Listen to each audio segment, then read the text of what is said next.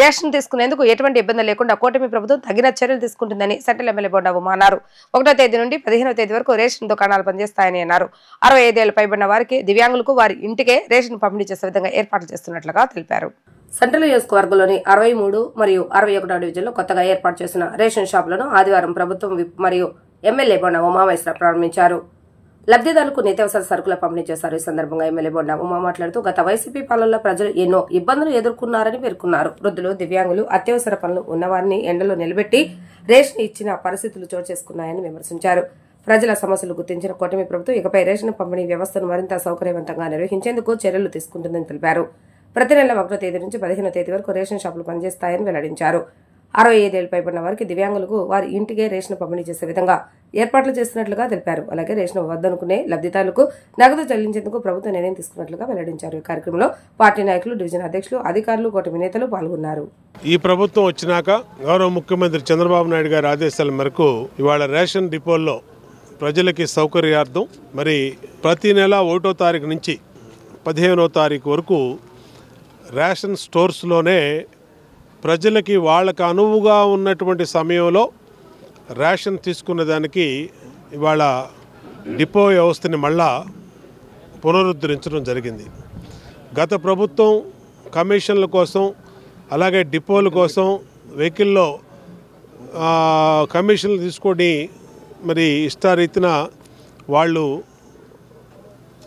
వ్యవస్థని నిర్వీర్యం చేశారు. రోడ్ల మీద బళ్ళు పెట్టి ఆడవాళ్ళందరూ అక్కడ రమ్మంటాం, ఎవరో ఇంటి ముందు పెడతాం, మరి వాళ్ళు కూడా పనులకు వెళ్ళే సమయంలో లేరని చెప్పి బియ్యం ఎగ్గొడతాం. అట్లాగే అనేక అవకతవకలు, అనేక అక్రమాలు జరిగినాయి గత ప్రభుత్వంలో. ఈ ప్రభుత్వం వచ్చినాక మనకి పూర్వం నుంచి ఉన్నటువంటి పద్ధతి రేషన్ డిపోల్లో రేషన్ తీసుకోవడం అనేది, పనులకు వెళ్ళిపోయినా లేదంటే సెలవులైనా ప్రతి ఒక్కరికి రేషన్ అందించే లక్ష్యంతో ఇవాళ ఈ వ్యవస్థని మళ్ళీ పునరుద్ధరించడం జరిగింది. ఇది ప్రజలు సంతోషం వ్యక్తం చేస్తూ ఉన్నారు. మా రేషన్ డీలర్స్ కూడా సంతోషం వ్యక్తం చేస్తూ ఉన్నారు. ఎందుకంటే వాళ్ళు చిన్నటువంటి కుటుంబాలు ఈ రేషన్ డిపో మీద బతికే వాళ్ళు సంతోషం వ్యక్తం చేస్తూ ఉన్నారు. తీసుకునే ప్రజలు కూడా. ఇవాళ కందిపప్పు, మంచి నూనె కూడా త్వరలో ఇవ్వబోతూ ఉన్నాం. ఇవాళ బియ్యం ఇస్తున్నాము, బియ్యంతో పాటు పంచదార ఇస్తున్నాం. ఇదే కాకుండా రాబోయే రోజుల్లో కందిపప్పు, పామాయిలు, నిత్యావసర సరుకుల్లో మరి గోధుమ పిండి కానీ ఇవన్నీ కూడా త్వరలోనే రాబోతూ ఉన్నాయి. మళ్ళీ పాత పద్ధతిలో ఏ విధంగా అయితే ప్రజలకి మెరుగైనటువంటి నాణ్యమైనటువంటి సరుకులు సబ్సిడీ ధరలకు ఇచ్చామో అన్ని స్టోర్స్లో కూడా ఈ కార్యక్రమం పెడతాం.